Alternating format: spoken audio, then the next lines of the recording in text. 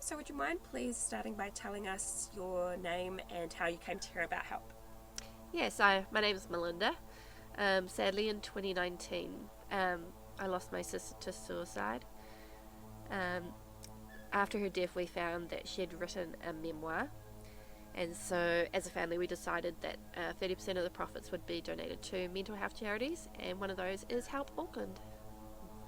Well, thank you for offering to donate 30% of the proceeds to help and other charities. So what do you know about Help Auckland's work?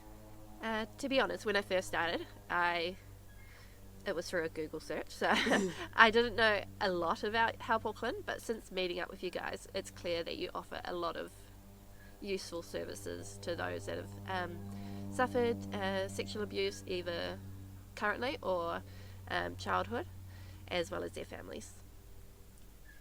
And so what are, so speaking about your sister's memoir, so what are the key thoughts or messages you want people to take away with them after reading her story?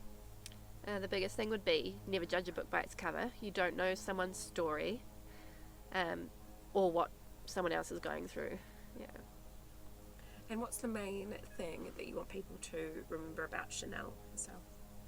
Her intentions. She just had such a big heart. She wanted to help everyone. She wanted to change the world for the better. She wanted people to not have to go through what she did. And so growing up in the same childhood home as your sister, how much of the sexual or physical abuse that happened at home were you exposed to, and what was that like for you? Yeah, I guess living in the same house and often the same bedroom, we were exposed to a lot of stuff that no child should be exposed to. Yeah, I guess it alters the way you see the world, especially from a young age. And how do you think the sexual and physical abuse impacted your sister as a child through to her adult life? Hugely. So from about the age of 8 or 9, that's when she suddenly just flipped. And prior to that, she was just your typical happy, innocent, go-lucky child, plays with all her friends. After that, she just lost the plot, yelling, screaming, throwing things, running away from home. She ended up self-harming, hospital stays, many mental health diagnoses, and yeah. What are the impacts that all of this had on you and the rest of your family over your lifetime? So I guess both as a child up until now. I think fear was the biggest thing. Being exposed to it at such a young age, you learn not to trust a lot of people, and also becoming a lot quieter, withdrawn, that sort of thing. Yeah, it's been a big learning curve, especially as you become an adult. Having your own kids, it's trying to break that cycle. Because you mentioned some of the like bullying and missing certain things. I think like one of your graduations for intermediates, that must have been. Yeah, so when my sister went off the rails at that point, my mum became very focused on trying to get her help. There was a lot of counselling appointments, doctor's appointments, and I guess at the time a lot of time was spent on my sister, so me and my younger sister, we did miss out on a few things. Yeah. And how does it impact you like now to this day? I think now as an adult, I can see the way that my sister acted out as a cry for help. It was, yeah. I think you mentioned feelings of like, that you and your mum hold like some guilt when. Yeah. Looking back now, there's a lot of guilt of not being able to help her. We didn't know a lot of the stuff that she'd been through prior to her passing. So looking back, it's kind of like if we had known, we could have tried to help in any way.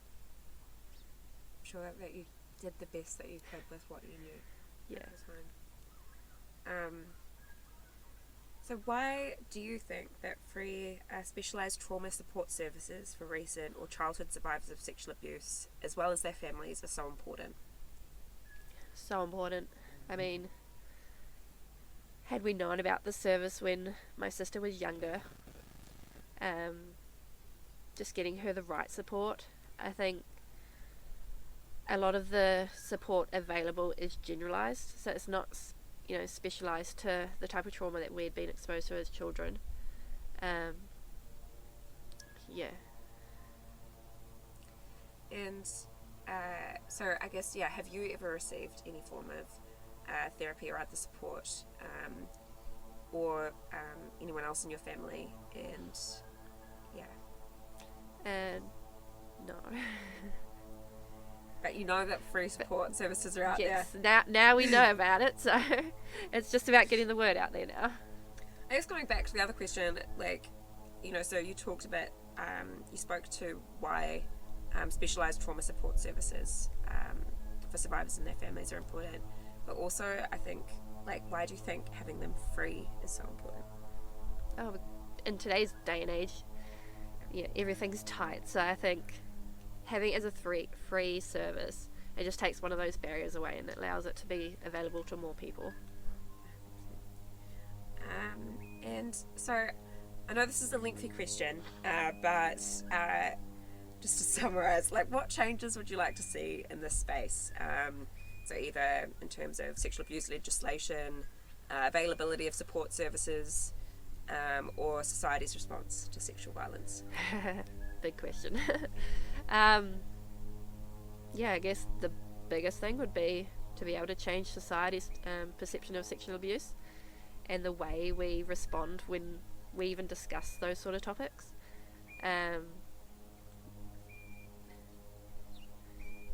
Also education, getting education into the younger students at schools, teaching them what's okay, what's not okay, what services are available, just making it mainstream conversation that, doesn't become awkward, I think conversations around consent, we've spoken a lot with the charity and DRM's work around consent law reform. Hopefully there'll be, and also a more open dialogue, I think you were saying earlier as well, is important. So next question, we've only got a few more to go, so where can people go to get a copy of The Girl with 1,000 Scars, and did you want to hold it up? Yeah, why not? So this is my sister's book that she left behind. So I have made a Facebook page to make it simple. It's www.thegirlwith1000scars.co.nz. We also have an online store, and we are available in a few bookshops in Auckland. I think one of those is the Women's Bookshop in Ponsonby. Yeah. Awesome.